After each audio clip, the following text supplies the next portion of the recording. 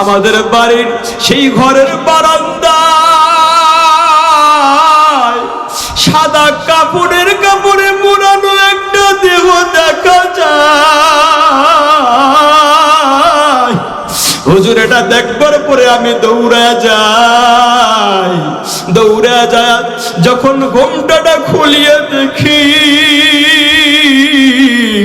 আমি আর নিজেকে কন্ট্রোল করতে পারলাম না। মাকে জড়ায়া ধরলাম আর বললাম, মা কথা বলো, মা কথা বলো। ও আম্মা জান, তুমি না আজকে আমার জন্য মিষ্টি নিয়ে যাওয়ার কথা? ও আম্মা জান, মিষ্টি কই? ও আম্মা জান, তুমি কি জানো না আমার বাবা নাই? ও আম্মা জান, তুমি কি জানো না আমি বাবাকে বাবা বলে ডাক দিতে পারি নাই? ও আম্মা জান, তোমার চেহারার দিকে তাকায় আমি বাবার সাথ দিতাম। ও আম্মা জান, তুমি কথা বলো, কথা বলো, কথা বলো, কথা বলো।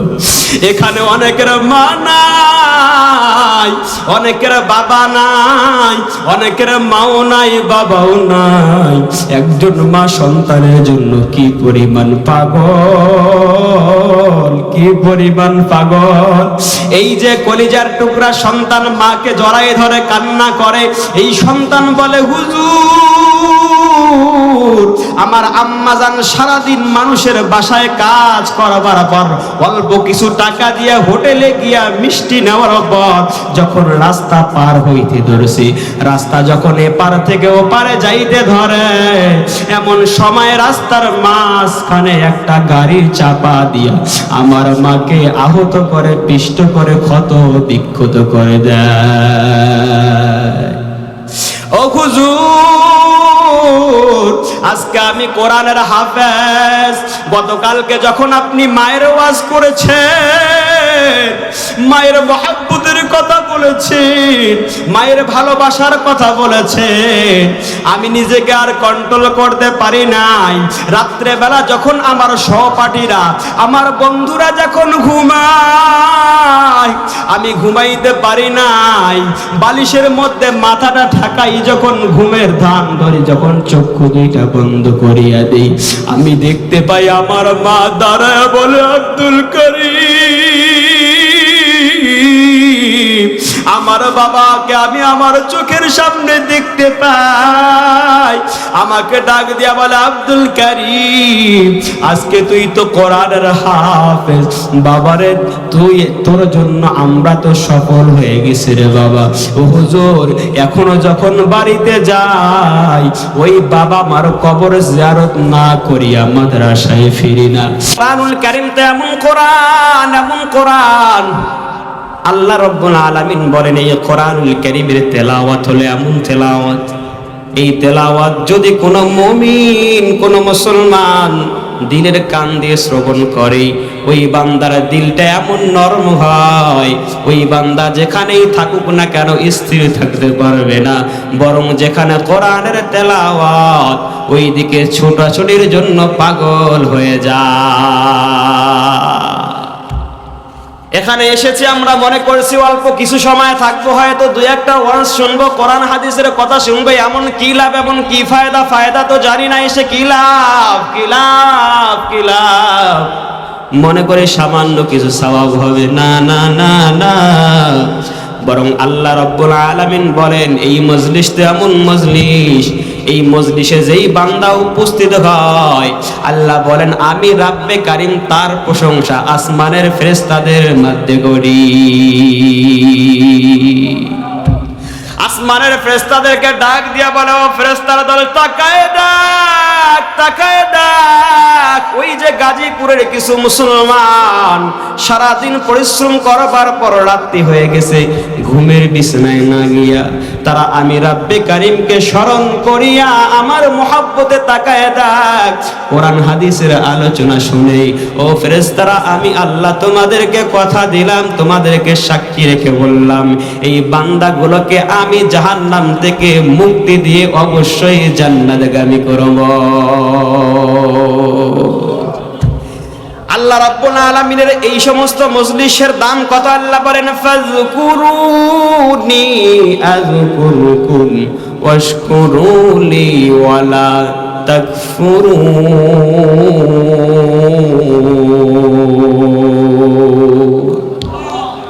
ভাই কাছের জন্য নিতে না হয়, আমার সাউন্ড এখান থেকে যেন শোনা যায়, আসতে বললেও যেন সাউন্ড ভালো শোনা যায়, ইকুটা বাড়ায় দেওয়ার একটু। এই তো মাশাআল্লাহ।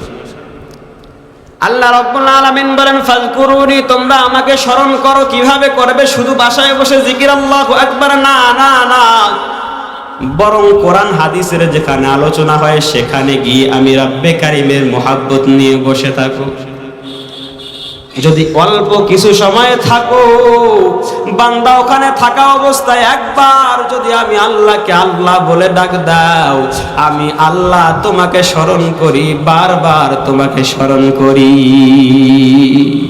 শুধু তাই নয়, আল্লাহর নবীজি সাল্লাল্লাহু আলাইহি ওয়াসাল্লাম বলেন মান ক্বালা, যেই ব্যক্তি সুবহানাল্লাহি ওয়া বিহামদিহি, সুবহানাল্লাহ আলহামদুলিল্লাহ, এই দুইটা মাত্র শব্দ সুন্দর করে দিল দিয়ে আল্লাহ রাব্বুল আলামিনের মুহাব্বত নিয়ে পাঠ করবে, আল্লাহর নবীজি সাল্লাল্লাহু আলাইহি ওয়াসাল্লাম বলেন তার জীবনের যত পাপ, সব পাপগুলো আল্লাহ কুদরতি হাত দ্বারা ক্ষমা করে দেন, নিজের রহমত দ্বারা তার পাপগুলো ক্ষমা করে দেন। শুধু তাই নয়, অনেক বান্দা এখন প্রশ্ন করতে পারে, হায় আমরা এত পাপ, এত অপরাধ করছি, আল্লাহ কি এত পাপ ক্ষমা করবে? মনে হয় তো না, আমার বুঝি আল্লাহ ক্ষমা করবে না। এরকম মানুষ দেখবেন সমাজে অভাব নাই। আল্লাহর নবীজি সাল্লাল্লাহু আলাইহি ওয়াসাল্লাম বলেন টেনশনের কোনো কারণ নাই, চিন্তার কোনো কারণ নাই। যত বড় অপরাধী হও না কেন, যত অপরাধ করো না কেন, ওয়া ইন কানাত মিথলু জাবাদিল বাহরি, ওই সমুদ্রের ফেনা পরিমাণও যদি তোমার অপরাধ হয়, আল্লাহ ওই সমুদ্রের ফেনা পরিমাণ অপরাধও ক্ষমা করে দেয়। সমুদ্রের ফেনা পরিমাণও যদি বান্দা অপরাধ করে, সেই অপরাধ পর্যন্ত আল্লাহ রাব্বুল আলামিন ক্ষমা করে দেন। একজন বান্দা যখন দিল থেকে আল্লাহ রাব্বুল আলামিনকে স্মরণ করে সুবহানাল্লাহ বলবে, আলহামদুলিল্লাহ বলবে, আর সুবহানাল্লাহ আলহামদুলিল্লাহ বলার মতো পরিবেশে তৈরি করে এই মাহফিলগুলো, এই মাজমাগুলো। যে আয়াত পাঠ করেছে, আয়াতের আলোচনার দিকে যাই। আল্লাহ রাব্বুল আলামিন বলেন ইয়া আইয়ুহাল্লাযীনা আমানু ইযা লাকীতুম ফিআতান ফাসবুতু ওয়াযকুরুল্লাহা কাসীরান লাআল্লাকুম তুফলিহুন।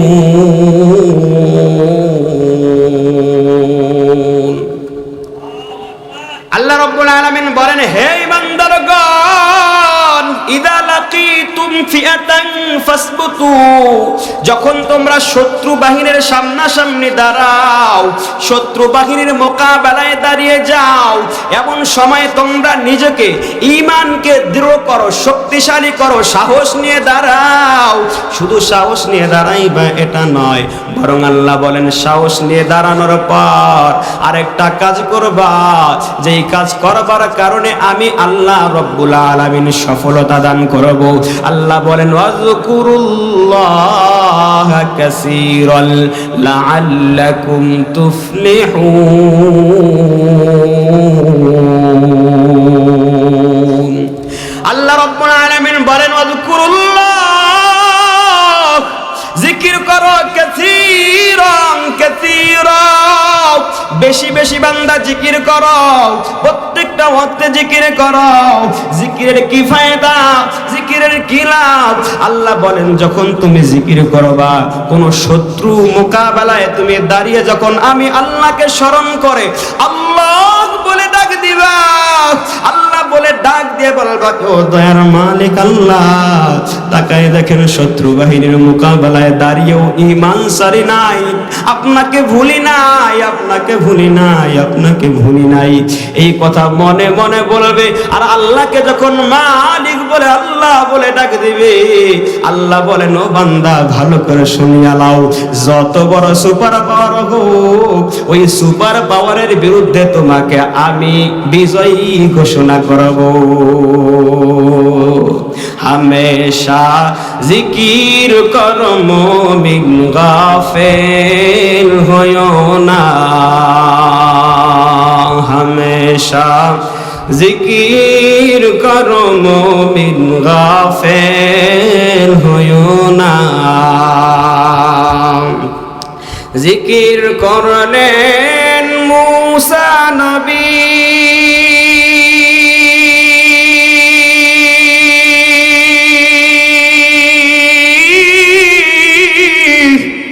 তুর পাহাড়ে গেলেন চলি,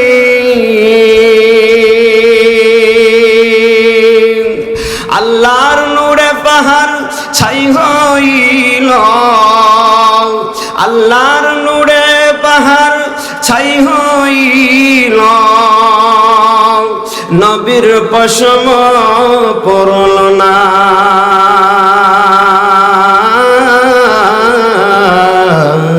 हमेशा जिकिर करो मोमिन गाफिल होयो ना, हमेशा जिकिर करो मोमिन गाफिल होयो ना। রাত্রি গভীর হয়ে গেছে, এমন সময় চতুর্দিকে নির্জন, আশপাশের মানুষগুলো ঘুমিয়ে পড়েছে, পাশের ঘরের মানুষগুলো ঘুমিয়ে পড়েছে। একজন বান্দা এই গভীর রাত্রিতে উঠিয়া যখন এই শীতের রাত সামনে আসছে, শীতের রাত্রে উজুটা বানায়া পশ্চিমমুখী হইয়া 2 রাকাত নামাজ আদায় করে, 2 রাকাত নামাজ আদায় করবার পর পশ্চিমমুখী হয়ে বসে আল্লাহকে হাজির নাজির রেখে নিজের জীবনের সব অপরাধগুলোর কথা স্মরণ করে আল্লাহ রব্বুল আলামিনের জিকির নাম যদি বেশি না 5 মিনিট এই জবানে উচ্চারণ করে, নিজের চোখের পানি আর ওই বান্দা ধরে রাখতে পারবে না, বরং চোখের পানি অটো বের হয়ে গাল বেয়ে বুক পর্যন্ত ভিজে যাবে। কারণ বান্দা তো নিজের অপরাধের কথা জানে, বান্দা নিজে কত অপরাধ করেছি, ওই অপরাধের কথা যখন বান্দার স্মরণ হয়ে পড়বে, ওই অপরাধের তুলনায় আল্লাহ কি পরিমাণ নিয়ামত দিয়া বান্দাকে ভরপুর করে রেখেছেন, ওই নিয়ামতের কথা যখন বান্দার স্মরণ হয়ে যাবে, বান্দা আর নিজেকে কন্ট্রোল করতে পারবে না, নিজের অজান্তে আল্লাহকে ডাকবে আর ডুকরে ডুকরে কান্না করবে আর বলবে, ও দয়ার মালিক আল্লাহ, এই দুনিয়াতে আপনি পাঠাইলেন, একটাবারও আপনার কাছে আবেদন করলাম না, ও আল্লাহ আমাকে দুনিয়াতে পাঠান, মায়ের পেটে আমাকে পাঠান, আমার 2টা হাত বানায় দেন, আমার 2টা পা বানায় দেন, আমার 2টা চক্ষু বানায় দেন, ও আল্লাহ আমাকে সুন্দর করে বানান, কোনো আবেদন না করা ছাড়াই, ও দয়ার মালিক আল্লাহ আমাকে যেই সুন্দর করে আপনি দুনিয়ার জমিনে পাঠাইলেন, দুনিয়ার মানুষের কাছে আবেদন করবার পর মানুষ দেয় না, অনেকবার অনুরোধ করবার পর মানুষ দেয় না, এমনকি কলিজার টুকরা সন্তান, ওই কোলের সন্তানটাও যদি কান্না না করে মা বুকের দুধ দেয় না, সন্তান যখন কান্না করে মা বুঝতে পারে তখন এই বুকের দুধটা দেয়। আল্লাহকে এইভাবে যখন আপনি স্মরণ করে বলবেন, ও দয়ার মালিক আল্লাহ, কোনো আবেদন করা ছাড়াই আপনি আমাকে দুনিয়ায় পাঠাইলেন, দুনিয়ায় পাঠানোর আগে দুনিয়ায় আসার পর আমার কি কি দরকার সব প্রয়োজনগুলা সব নিয়ামতগুলা ভরপুর করে রাখলেন। ও দয়ার মালিক আল্লাহ, ওই তুলনায় আপনার তো কোনো ইবাদত করতে পারি নাই। ও দয়ার মালিক আল্লাহ, দুনিয়াতে যত অপরাধ করেছি অপরাধের দিকে তাকাইলে আমি তো বড় লজ্জিত হই। এই দুনিয়ার অপরাধগুলো যদি আমার মা জানতো আমাকে বাড়িতে জায়গা দিত না, আমার বাবা যদি জানতো আমাকে বাড়িতে জায়গা দিত না, আমার সমাজের মানুষ যদি আমার অপরাধের কথা জানতো সমাজচ্যুত করতো, আমাকে সমাজের মধ্যে জায়গা দিত না, আমার অনুসারীরা যদি আমার অপরাধের কথা জানতো আমাকে আর অনুকরণ করতো না। ও আল্লাহ, আপনি যদি আমাকে ক্ষমা না করেন, ক্ষমা করার কেউ নাই, ক্ষমা করার কেউ নাই, ক্ষমা করার কেউ নাই, ক্ষমা করার করার কেউ নাই। রাতের বেলা একটা আমল শিখায় দেই, নির্জনে রাত্রি 12টা 1টা 2টা যখন বেজে যাবে, রাত্রে আড়ালে চুপি সারে উঠে পশ্চিম মুখে হয়ে আমার আল্লাহকে বেশি না 10টা মিনিট আল্লাহ আল্লাহ আল্লাহ আল্লাহ বলিয়া ডাক দিবেন আর নিজের অপরাধের কথা স্মরণ করবেন। দেখবেন অন্তরটা পরিষ্কার হয়ে গেছে, চোখের পানি সংবরণ করতে পারবেন না। আপনার দুনিয়ার অপরাধের তুলনায় আল্লাহ কি পরিমাণ নেয়ামত দিয়ে আপনাকে রাখছে। ডানে তাকান আপনার নেয়ামত, বামে তাকাবেন আপনার নেয়ামত, সামনে তাকাবেন নেয়ামত, এত পরিমাণ নেয়ামত। বান্দা এরপরও কিভাবে ভুলে থাকে? একজন মায়ের দিকে তাকান, মা একটা সন্তানকে জন্ম দেওয়ার পর ওই সন্তানকে আস্তে আস্তে আস্তে আস্তে লালন পালন করিয়া বড় করে। ওই মা সন্তানের প্রতি কেমন মহাব্বত তৈরি হয়, কিরকম সন্তানের জন্য পাগল। সন্তান যদি একদিনের জন্য রাগ করে বাড়ি থেকে বের হয়ে যায়, ওই মা সন্তানকে খুঁজে পাগল প্রায় হয়ে যায়। বিভিন্ন জায়গায় ফোন দিয়া বলে, আমার সন্তানকে কিন্তু তোমরা দেখছো? একটু রাগ করে আমার সন্তান কলিজার টুকরা আমার সোনামণিকে আমি বলছিলাম বাড়ি থেকে বের হয়ে যাও। আমার সন্তান কই, আমার সন্তান কই, আমার সন্তান কই? ওই মা জন্ম দিয়ে একটু লালন পালন করলো, তাই মাকে বারবার বারবার মা মা মা মা মা মা বলে ডাক দেই। আর যখন একজন আম্মা জানকে মা বলিয়া ডাক দিবেন কিংবা আম্মু বলিয়া ডাক দিবেন, ওই মা ডাকটা যখন মায়ের কান পর্যন্ত যায়, মা তার পিছনের সব ব্যথাগুলো কষ্টগুলো ভুলে যায়। বরং মায়ের অন্তরটা এত পরিমাণ ঠান্ডা হয়, এত পরিমাণ ঠান্ডা হয় যেটা বলে বোঝানোর মতো নয়। আল্লাহ রাব্বুল আলামিন ডাক দিয়া বলেন, ও আমার বান্দা, তোর মা একটু লালন পালন করলো, আর এই লালন পালন করার কারণে তুই মায়ের প্রতি এত দুর্বল। তোর কাছের বন্ধুটাও যদি তোর মায়ের নাম নিয়ে গালি দেয়, ওই বন্ধুকে তুই ছাড় দিস না। তোর কাছের বন্ধুটাও যদি বাবাকে নিয়ে গালি দেয়, মা বাপ তুলে গালি দেয়, তুই তাকে এক বিন্দু ছাড় দিস না। আমি আল্লাহ এত সুন্দর করে তোরে বানাইলাম, এত আদর করে যত্ন করে তোকে বানাইলাম। আল্লাহ বলেন, লাকাদ খালাকনাল ইনসানা ফি আহসানি তাকওয়িম।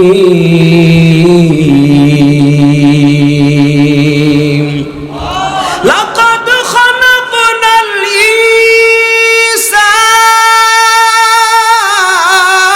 ইনসান। আল্লাহ রাব্বুল আলামিন বলেন, ও বান্দা, কে কালো, কে সাদা, কে লম্বা, কে বেটে, আমি আল্লাহর কাছে সবাই সমান। বরং আমি আল্লাহ নিজ কুদরতি হাতে অনেক আদর করে বানাইছি। লাকাদ খালাকনাল ইনসানা ফি আহসানি তাকওয়িম। আল্লাহ বলেন, এত আদর করে সোহাগ দিয়ে তোরে বানাইছি, জাহান্নামে দেওয়ার জন্য বান্দা বানাই নাই।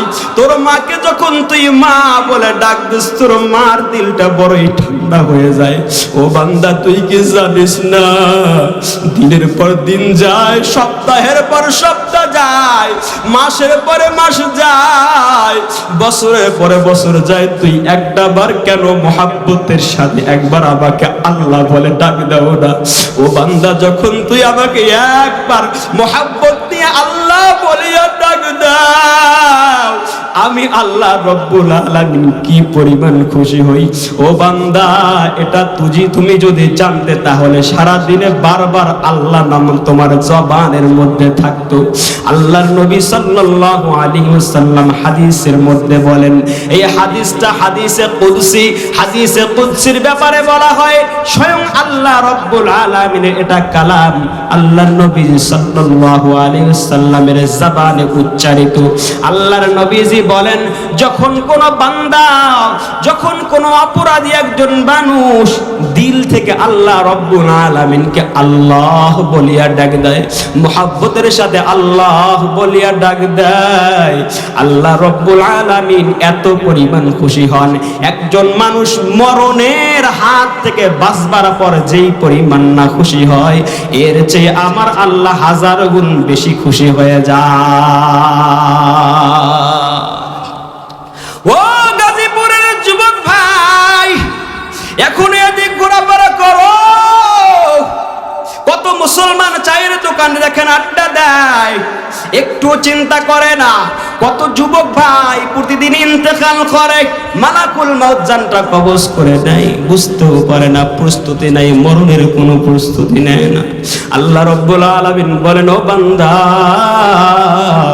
আমি আল্লাহ রব্বুল আলামিন তো এমন দয়ার সাগর, এমন মায়ার সাগর, ওই কিয়ামতের দিন যখন বিচার শুরু হয়ে যাবে, বিচার শুরু হয়ে যাবে, একজন বান্দাকে যখন জাহান্নামে ঘোষণা করা হবে, বান্দা জাহান্নামের দিকে এক পা বাড়াইবে, আবার পিছনে ফিরিয়া ফিরিয়া তাকাইবে, আবার এক কদম সামনে বাড়াইবে, আবার পিছনে ফিরিয়া ফিরিয়া তাকাইবে।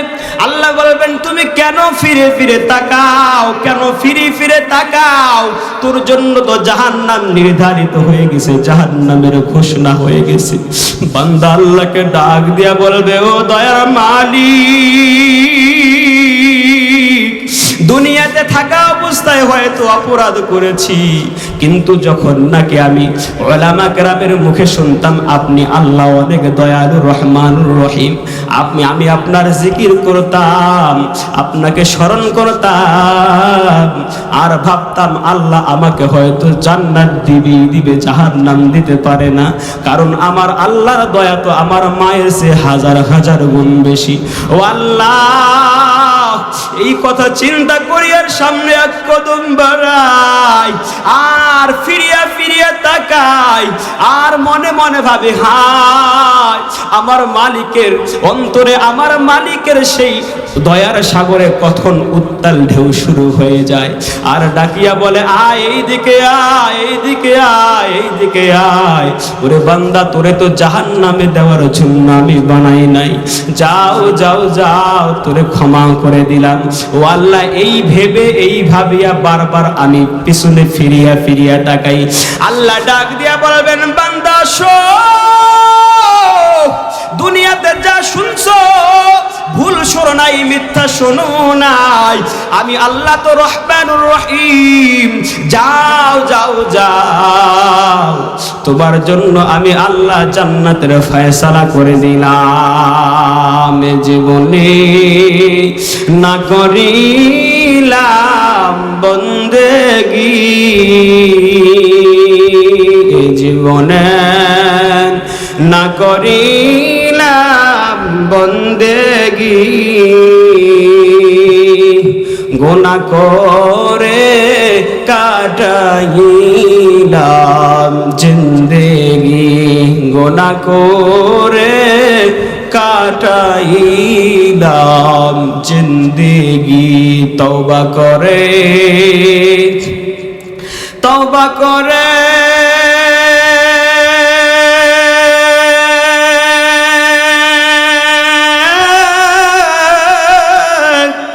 আবার তওবা ভাঙ্গিলাম, তওবা করে, তওবা করে আবার তওবা ভাঙ্গিলাম, অবশেষে খাঁটি তওবা করিলাম, অবশেষে খাঁটি তওবা করিলাম। আদর করিয়া মানুষ আল্লাহ বানায়া, আদর করিয়া মানুষ আল্লাহ বানায়া, কেমনে দিবা জাহান্নামে ফেলিয়া, কেমনে দিবা জাহান্নামে ফেলিয়া। তুমি যদি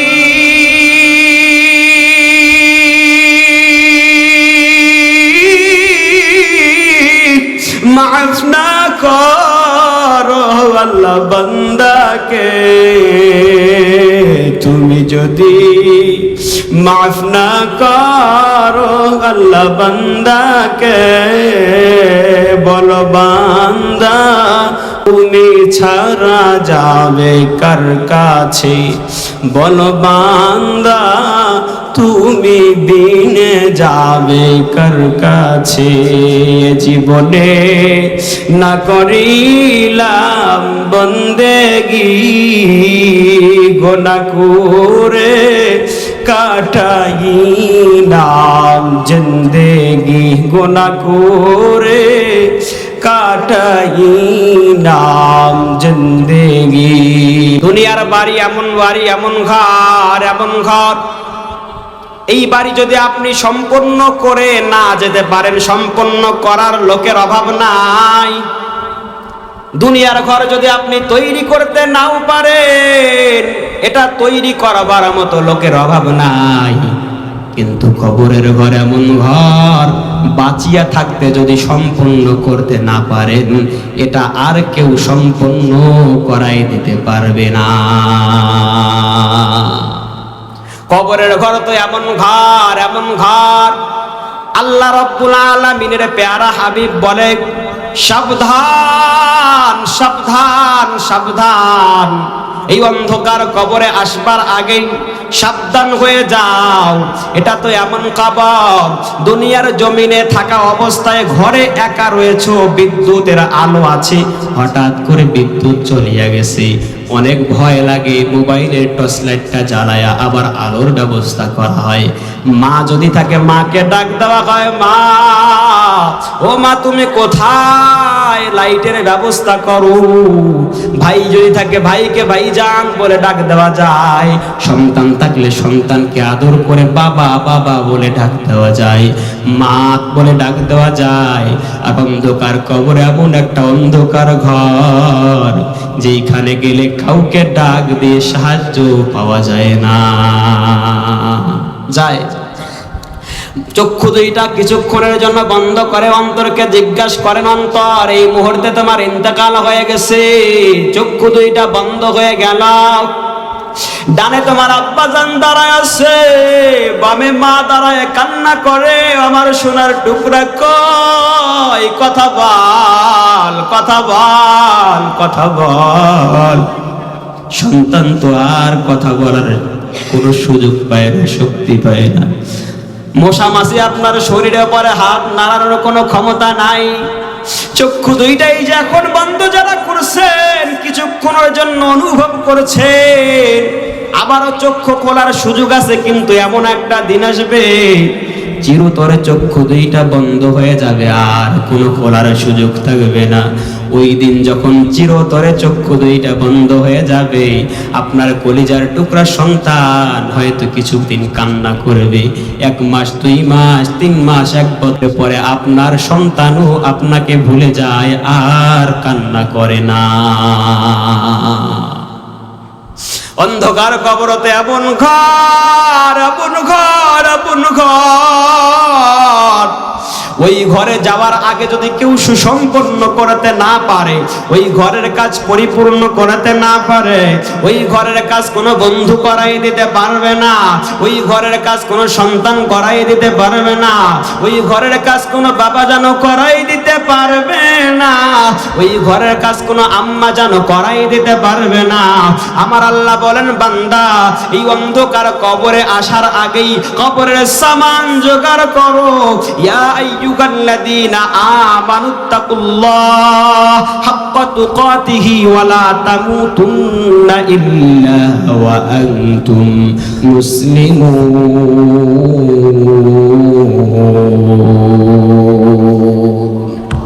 ইয়া আইয়ুহাল্লাযীনা আমানুত্তাকুল্লাহ হাক্কা তুকাতিহি ওয়া লা তামুতুন্না ইল্লা ওয়া আনতুম মুসলিমুন।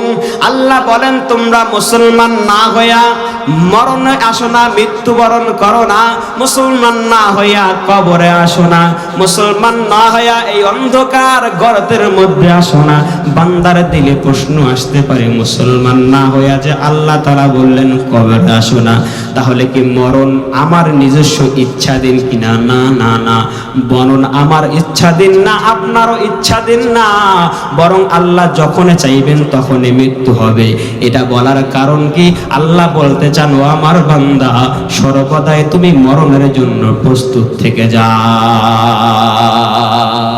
অল টাইম মরণের জন্য প্রস্তুত থাকো। কখন হাজির হয়ে যাবে মালাকুল মউত, এক বিন্দু পরিমাণ রেহাই পাবে না, এক বিন্দু পরিমাণ রেহাই পাবে না।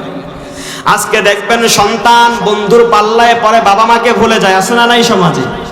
বাবা মার খবর নেয় না, মায়ের সাথে অসাধারণ আচরণ করে একজন মা, সন্তানকে কত কষ্ট করিয়া বড় করে, একজন বাবা কত কষ্ট করিয়া বড় করে।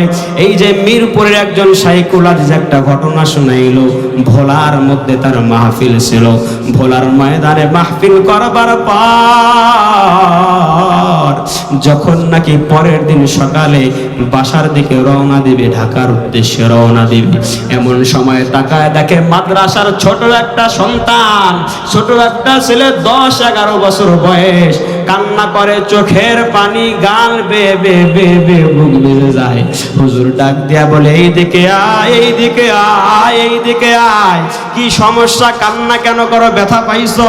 কেউ তোমাকে কোনো কিছু বলেছে? বলে না না না, কেউ কিছু বলে নাই। তাহলে কেন কান্না করো বলো? এই ছোট্ট একটা বাচ্চা, 10-11 বছরের একটা ছেলে, শিশু ডাক দিয়া বলে, হুজুর আমি যখন 1 বছর বয়স, আমার যখন 1 বছর বয়স, এমন সময় আমার বাবা অনেক গরিব মানুষ ছিল, নৌকা নিয়ে ভোলার যে আশপাশে নদী আছে এগুলাতে মাছ ধরতো, নৌকা ডুবে আমার বাবা ইন্তেকাল হয়ে যায়। আমার বয়স মাত্র 1 বছর, আমি গরিব ঘরের সন্তান, আমার বাবার ইন্তেকাল হয়ে গেল। আমার বাবার ইন্তেকাল হওয়ার পরে আমাদের সংসার চালানোর মতো আর কোনো মানুষ ছিল না, উপার্জন করার মতো কেউ ছিল না। আস্তে আস্তে যখন আমাকে আমার মা মানুষের বাড়িতে কাজ করে করে করে করে একটু বড় করলো, এরপরে মাদ্রাসায় ভর্তি করে দিল। ও হুজুর, এজন্য আমি কান্না করি না যে আমার বাবা নাই, বাবাকে বাবা বলে ডাক দিতে পারি নাই, এই জন্য কান্না করি না। কান্না করো কেন? কান্না করো কেন? কান্না করো কেন? এই ছোট্ট বাচ্চা 10-11 বছরের হাফেজ সাহেব ডাক দিয়া বলে, হুজুর আমার বাবা ইন্তেকালের পর আমার আম্মাজান মানুষের বাড়িতে কাজ করে করে করে করে আমাকে অনেক কষ্ট করে যখন বড় করিয়া মাদ্রাসায় দিল, আমি মুক্তব পড়ে নাজরা পড়ার পর যেই দিন হেফজখানায় সবক উদ্বোধন হবে, একসঙ্গে অনেক ছেলের সবক ধরানো হবে, কোরআন শরীফ ধরিয়ে দেওয়া হবে, এমন সময় আমি আমার মাকে জানাইলাম, ও আম্মা জান, অমুক দিন সন্ধ্যা টাইমে বিকেলের বেলা মাগরিবের পর আমার সবক উদ্বোধন হবে, কোরআন শরীফ ধরিয়ে দেওয়া হবে। ও আম্মা জান, অন্যদের বাবা মারা তো আসবে, বিভিন্ন মিষ্টি জাতীয় খাবার নিয়ে আসবে, বাতাসা নিয়ে আসবে, মিষ্টি নিয়ে আসবে। ও আম্মা জান, আমারও তো মন চায় তুমিও আমার জন্য একটু মিষ্টি জাতীয় কিছু নিয়ে আসবে, আমার বন্ধু বান্ধবকে আমি মিষ্টি মুখ করাতে চাই। ছোট্ট সন্তান, ছোট্ট এই ছেলেটা, ছোট্ট এই শিশুটা হুজুরকে ডাক দিয়া বলে, হুজুর যেই দিন আমি কোরআন শরীফ ধরবো, বিকেল বেলা হয়ে গেল, আসরের পর আমি অপেক্ষা করছি কখন আমার কলিজার টুকরা আম্মা জান আসবে। আমার তো বাবা নাই, এতিম, আমার বাবা নাই, বাবাকে কখনো বাবা বলে ডাক দিতে পারি নাই, সারাটা জীবন বাবার অভাব নিয়ে বড় হয়েছি, আজকে মায়ের অপেক্ষায় আছি। আমার মা অনেক কষ্ট করে এতদিন আমার পড়াশোনা চালাইছে, আমাকে বড় করছে, মাদ্রাসায় দিয়ে অনেক কষ্ট করেছে, মানুষের বাড়িতে কাজ করেছি। আজকে আমি কোরআনের তেলাওয়াত শুরু করব, কোরআন আমাকে ধরিয়ে দেওয়া হবে, কোরআনের সাবকের উদ্বোধন শুরু হয়ে যায়। মা নাই, মা নাই, মা নাই, মা এখনো কেন আসে না? এই ছোট্ট ছেলে হুজুরকে বলে আর কান্না করে, হুজুর মাগরিবের পর যখন সব উদ্বোধন করা হবে, আমি টেনশনে পড়ে গেলাম, আমার মা কি আজকে আসবে না? আমার মা না আমাকে কথা দিয়েছে আমার জন্য মিষ্টি নিয়ে আসবে, আমি আমার বন্ধুদেরকে মিষ্টি মুখ করবো। আমার মা কই, আমার মা কই, আমার মা কই?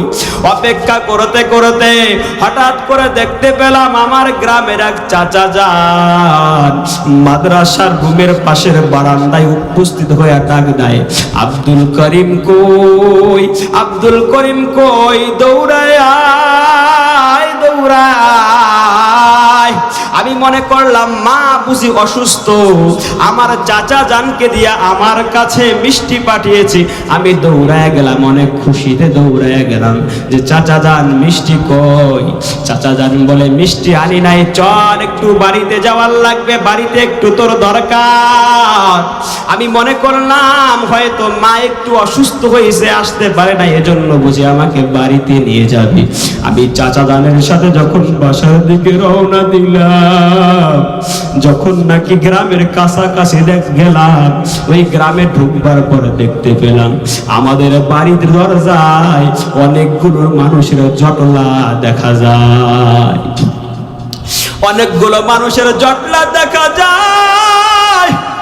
অনেকগুলো মানুষ দেখবার পর আমার দিলের মধ্যে সন্দেহ তৈরি হয়ে গেল, এতগুলো মানুষ কেন আমার বাসার দরজায়?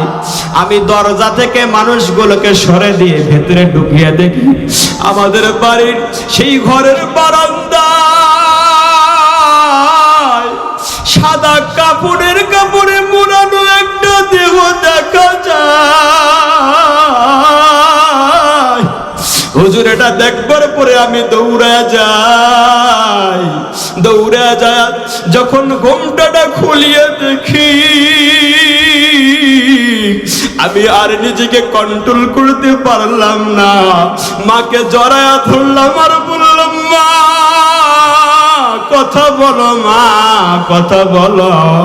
ও আম্মা জান, তুমি না আজকে আমার জন্য মিষ্টি নিয়ে যাওয়ার কথা? ও আম্মা জান মিষ্টি কই? ও আম্মা জান তুমি কি জানো না আমার বাবা নাই? ও আম্মা জান তুমি কি জানো না আমি বাবাকে বাবা বলে ডাক দিতে পারি নাই? ও আম্মা জান তোমার চেহারার দিকে তাকায় আমি বাবার সাথ দিতাম। ও আম্মা জান তুমি কথা বলো, কথা বলো, কথা বলো, কথা বলো। এখানে অনেকের মা নাই, অনেকের বাবা নাই, অনেকের মাও নাই, বাবাও নাই।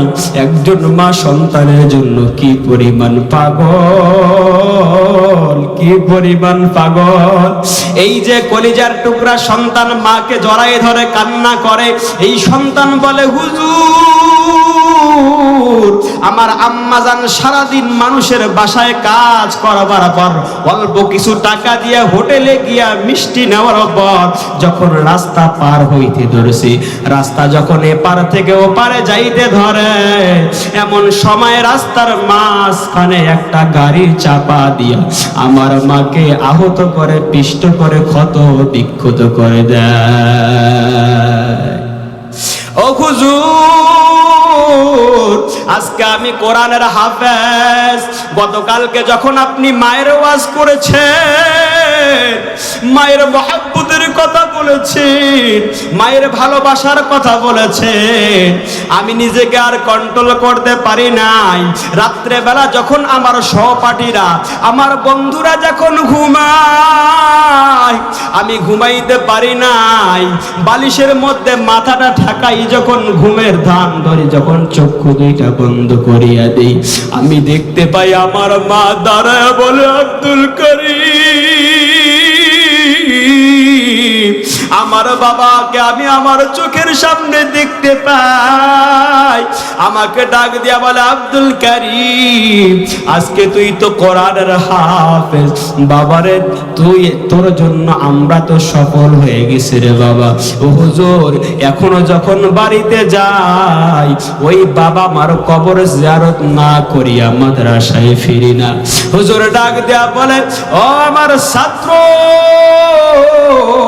আব্দুল করিম, চলো তোমার মায়ের কবর জিয়ারত করতে চাই। হুজুর এই আব্দুল করিমকে নিয়ে তার মায়ের বাপের কবর জিয়ারত করার জন্য যখন নাকি এসে দুই হাত তুলে দোয়া শুরু করে দিছে, আব্দুল করিমে দোয়া করে, হুজুর হাত তুলে, হুজুর বলে, তুমি দোয়া করো, আমি হাত তুলবো।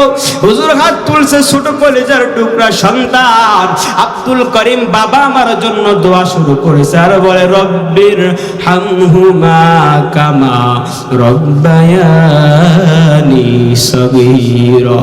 হুজুর বলে, হুজুর ঘটনাটা শুনিয়ে বলেন যে এমন অবস্থা যখন রব্বির হামহুমা কামা রব্বায়ানি সগীরা, এই দোয়াটা যখন বলেছে, আব্দুল করিম আর নিজেকে সামলাইতে পারে নাই, জমিনের মধ্যে বসে পড়ছে আর গড়াগড়ি করে আর মাকে মা বলে ডাক দেয়। ওই মায়ের জন্য একজন সন্তান যখন রব্বির হামহুমা কামা রব্বায়ানি সগীরা বলে, মাকে মা বলিয়া ডাক দেয়, আমার আল্লাহ বলেন, দুনিয়ার জমিনে যত বড় পীর সাহেব হোক, পীর সাহেব দোয়া কবুল করলে কবুল হবে কি হবে না গ্যারান্টি নাই। একজন কলিজার টুকরা যখন মায়ের জন্য দুই ফোঁটা চোখের পানি ফেলে আল্লাহকে বলবে, ও আল্লাহ, আমার মাকে ক্ষমা করিয়ে দেন, আমার বাবাকে ক্ষমা করিয়ে দেন, আমার আল্লাহ বলেন, আমি আল্লাহ একটা সেকেন্ডও দেরি করি না, সঙ্গে সঙ্গে এই এতিম সন্তানের দোয়া কবুল করে নে। অনেকের মা নাই, আজকে অন্ধকার কবরের মধ্যে তাকায় আছে আর ডাক দিয়া বলে, সন্তান, আজকে তুমি মাহফিল শেষ করে বাড়িতে যাইবা, বাড়িতে যাওয়ার পর কত সুন্দর বিছানা, বিছানাটা ঝেড়ে পরিষ্কার করে নরম তুলতলে বালিশের মধ্যে মাথাটা ঠেকাইয়া তুমি রাত্রেবেলা ঘুমাইবা। দিনের পর দিন যায়, সন্তান, তোর কি একটু আমার কথা স্মরণ হয় না, মনে পড়ে না? ওই সন্তান, কত রাত্র গেছে, তুই আমার বুকে প্রসাব করে দিস, শীতের রাত্রে আমার শরীর নষ্ট করে দিস, তোকে কত আদর করে যত্ন করে শুকনা জায়গায় শুয়েছি, নিজে এই ভিজা জায়গায় শুইয়া তোরে বড় করেছি, নিজে খাই না, নিজে না খায়া তোরে কত তিলে তিলে বড় করেছি। ওরে সন্তান, একটা বারো কি আমার কথা স্মরণ করে না? তোর ঘরের মধ্যে স্ল্যাব তো শোক, বিছানা বালিশের অভাব নাই, ঘরকে কত সুন্দর করে তুই সাজিয়েছো, আমার ঘরের কি বেহাল দশা। ওরে সন্তান, আজকে হয়তো তুই যুবক, আজকে হয়তো তোর বয়স কম, এমন একটা দিন আসবে তুইও আমার মতো হয়ে যাবি, তোর অবস্থাও আমার মতো হবে।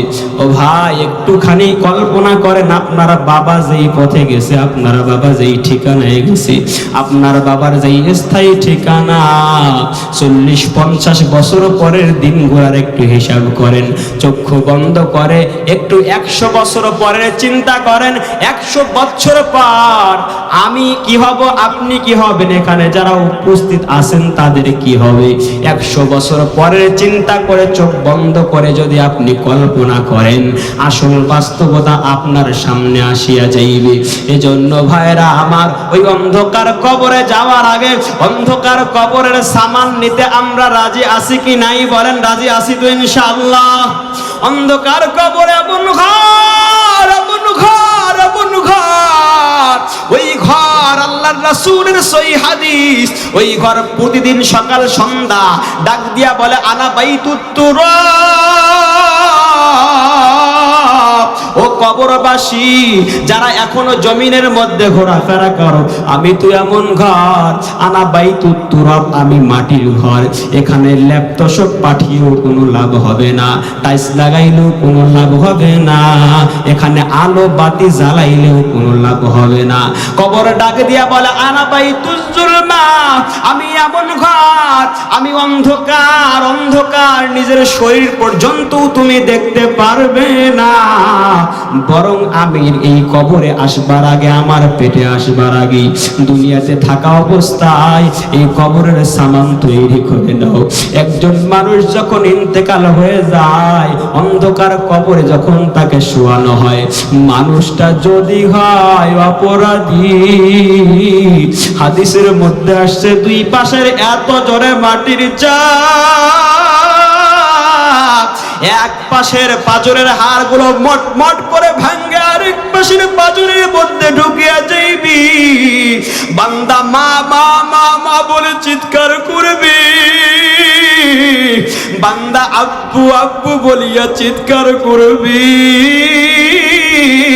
বান্দা সন্তানকে ডাক দিবে, কই আমার আদরের কলিজার টুকরা সন্তান কই, বান্দার কথা কেউ শুনতে পাইবে না।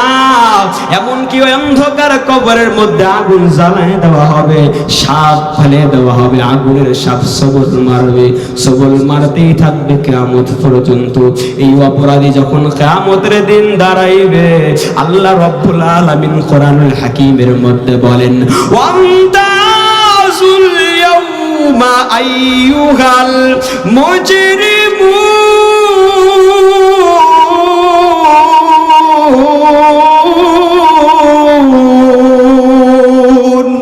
আল্লাহ রাব্বুল আলামিন বলেন কিয়ামতের দিন বান্দা যখন একত্রে উঠবে, যারা অপরাধী, পাপ করতে করতে যাদের জবান না পাক, যাদের শরীর না পাক, এই অপবিত্র মানুষগুলো পবিত্র ভালো মানুষের আড়ালে যাওয়ার চেষ্টা করবে, লুকানোর চেষ্টা করবে।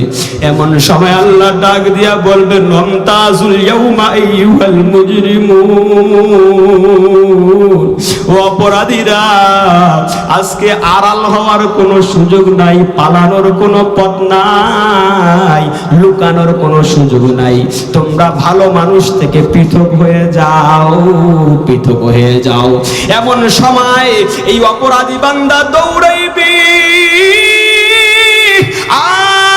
আর তার কাছের মানুষকে খুঁজবে আর বলবে আমার ওই কাছের বন্ধু কই, বন্ধুর দেখা হয়ে যাইবে, বন্ধু বন্ধুত্বের পরিচয় দিবে না, সন্তানের দেখা হয়ে যাইবে, সন্তান আর সন্তানের পরিচয় দিবে না।